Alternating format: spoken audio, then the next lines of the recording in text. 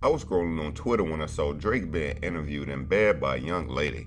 An interview style he seemed very comfortable with, but the person he was being interviewed by I had never seen before.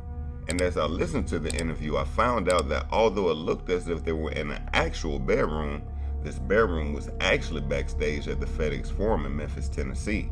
But how was a random no-name podcaster able to not only finance such a set, but land an hour-long interview with the biggest artist of this generation while no one knows who she is?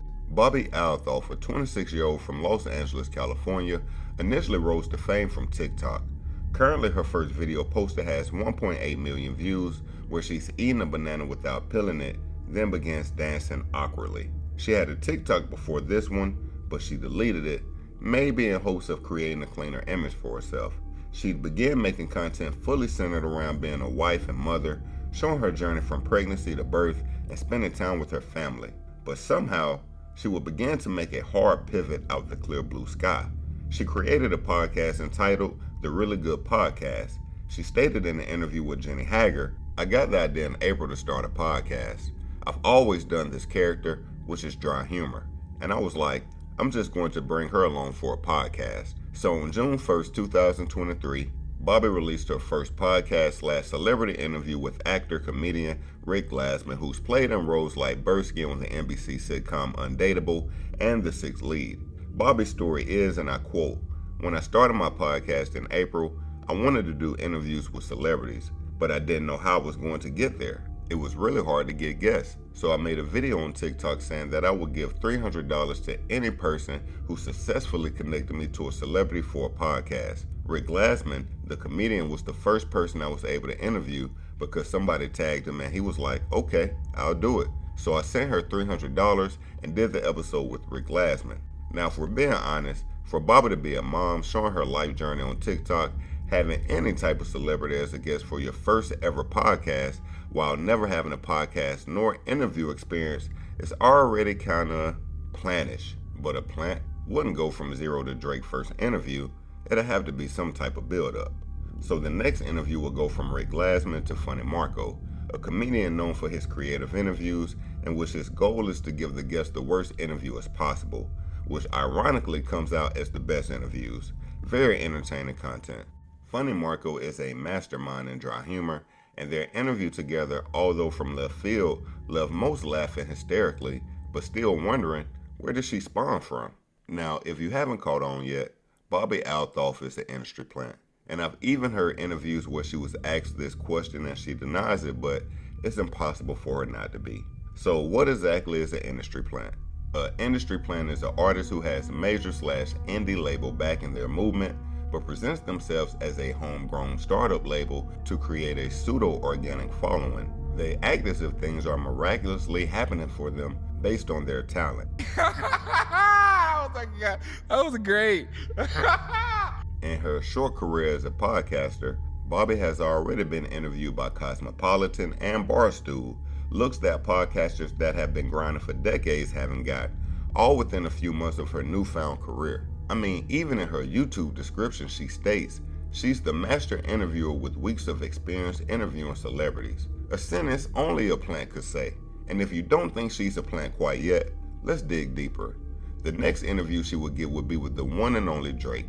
An interview that caused Elliott Wilson, a longtime hip-hop journalist, to call out Drake for not doing interviews with people in the culture.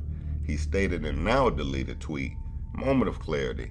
No disrespect to Lil Boat. Yachty's convo with the boy was comfy and had some cool moments.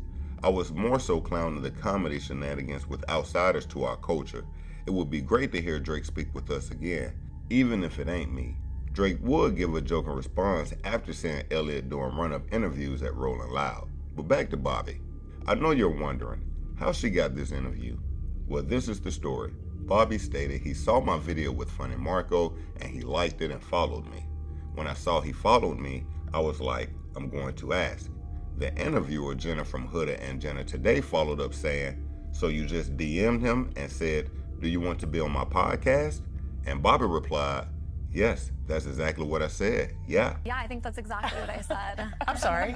I DM'd Drake 100 times yesterday. You did? He has not hit me back. And I'm still self-funding my flights. Everything. I had an agency for brand deals, but I was doing the podcast fully on my own. It wasn't until I posted the first preview clip of the Drake interview and it went viral that WME reached out to me. But me personally, I don't think this is how her journey truly went. WME, or William Morris Endeavor, is a talent agency based out of Beverly Hills, California.